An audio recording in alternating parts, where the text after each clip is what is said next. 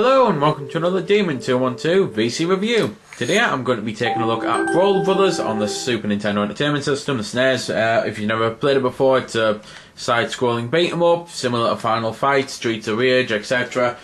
I'll very quickly mention something before I go into the game though that's actually quite cool about it, because you get two versions of the game on one game. You get Brawl Brothers, and then you also get the Japanese version. Simply by doing a cheat, when you load it up, it'll come up a white screen with a dev name, which, as you can see, there's Jellicoe. It's actually on the screen now. You do BAXY repeatedly until the screen glitches. You then hit start, hit down 3 times, and hit start, and you can enter the Japanese version, which is called Rushing Beat Run on the actual screen, but it's then got a Japanese name where the full translation simply Rushing Beat Chaos, the City of Clones. It's quite a cool thing to do because it actually gives you, as I say, 2 versions, and they do actually differ. A couple of the character names change, so Hack becomes Rick Norton and Slash becomes Douglas Biled, and that's about it. The other 3 are the same. You also get stages different, because the maze-like stages just totally disappear. They're not there anymore. The expanded ending sequence is a bonus with it, and you also get a groin kick for one of the characters. It's a nice addition, and it's something that, quite frankly, I wish more games would do, because I do know that there are Japanese versions of games what are totally different. For example, Streets of Rage 3, I've never played the Japanese version, but I've heard it is superior in every way of our version, really. So it would be nice if more games done this. So it's there, you can play as it if you want to, you can decide for yourself which is better. So anyway, getting actually onto the game. There's 1 player, 2 player, it is co-op obviously, and there's also a versus mode, the options mode. You can do a few things. You can put angry mode on, which is similar to the last game, because basically this is the second game of 3. There's Rival Turf, then there's this, then there's, I believe it's called the Peacekeepers, which is the 3rd one. And angry mode is if you get the crap kicked out of you, well, Hulk up, I suppose. You become almost you do become invincible for a little bit, and you get extra power, and you get to kick the crap out of things. Anyway, you can change your lives, continues, difficulty level. You can put it so you can hit your partner or not. So let's get into the actual game then. So, there's 5 characters to choose from. They all play differently. You just have to basically play as them and see who you want to be. This one and that one were on the game, the first game. Now, as you can see though, you've got 3 new ones, so I'll choose different characters, so that way you can actually see different characters in case you watch the Rival Turf vid that I've done before watching this one. And, well, it's just your standard side-scrolling beat-em-up, really. There's 10 levels, and the whole point is go left or right on the screen, etc., and kick the crap out of everything in sight. You get some special moves and abilities which, again, they all differ between the characters. The red guy has a fireball type thing. This guy's got an earthquake. I don't know what the ninja has. I'll push it in a second. It's that. And you've just got the odd combo and different moves and things that you can do. As you can see, the names come up and the energy bars, which it sounds stupid to mention it, but obviously people always slagged Streets of Rage 1 off for actually not having it. And there are some items and weapons you can pick up. The game isn't great, don't get me wrong. It's not exactly a set the world on fire type game. It isn't anywhere near as good as your Final Fighting or Streets of Rage, but I do still find it enjoyable. There's the odd hit detection problem where sometimes you'll quite clearly hit an enemy and it won't do a thing, and then there's other times when you'll be nowhere near the enemy and it will actually hit. It's just odd. So, as I say, it's not exactly perfect or anything, but I still find it an enjoyable game. But then again, I do like the genre. I personally think more games like this should come out these days.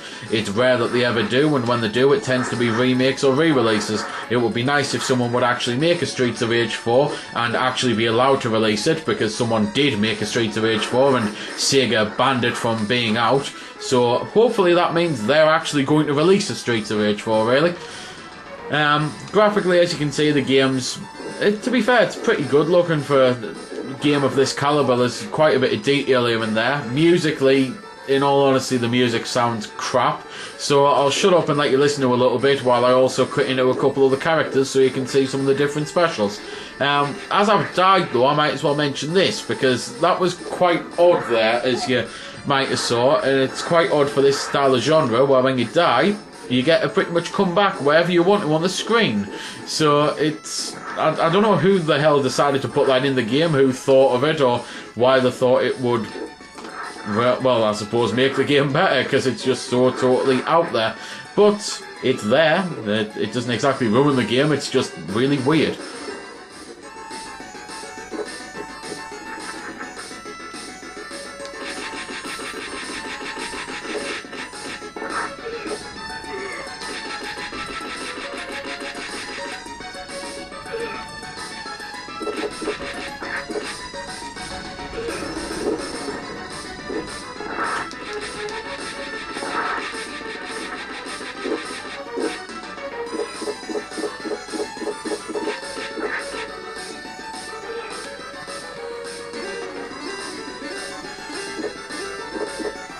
So that's a bit of the music.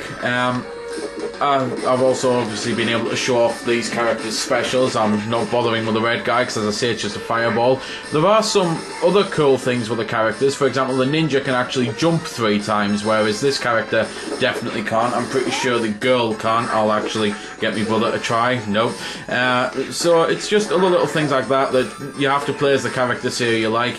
Weaponry in the game, because I've mentioned it but I haven't really mentioned what you get. There's the usual stuff, lead pipes and that, but there's also shotguns and, like, I think it's either a Molotov cocktail or pipe bomb grenade. It's something that explodes, basically. And there's also the ability to pick up food, which is on pretty much every beat 'em up like this. However, the thing that's different is when you pick it up, you don't have to use it straight away. So you can actually pick it up, use your specials, and not consume it or anything, and if you get hit, you'll drop it. So you can actually pick it up, take it over at the other side of the screen, get hit, and it actually adds to a bit of strategy, because it's the type of thing that sometimes you'll run across health and you'll not need it at all, so by taking it across and getting hit, it'll allow you to drop it. You can then have a fight, and then if you need it then, you can use it then. And I know I've said then about 50 times there, but it's pretty much the only word I can think of to get my point across. So it does actually allow a bit more depth to the game, and it's definitely has a few ideas in this that nothing else really done, and some are for the better, some are for the worse. And it's just, as I say, a fun little side-scrolling beat-em-up where you get 2 versions of the game to play. So if you like the genre, you can definitely do worse on the VC, but you can also do better. And if you're only just getting into it, I've said them before and I'll say them again: Streets of Rage, Final Fight. However, avoid the first one because the SNES version was awful. And that's pretty much it then, really.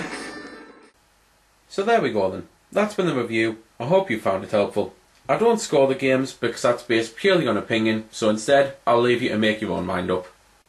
So thanks for watching, and if you've got any questions about the game that I didn't answer in the vid or that hasn't been answered in the comments, then feel free to ask and I'll help if I can. Also, if you did find it helpful, don't forget to check out my channel because there's plenty more like this up there, and don't forget to subscribe because there'll be plenty more to come as well. So until next time, this has been Demon212, signing off.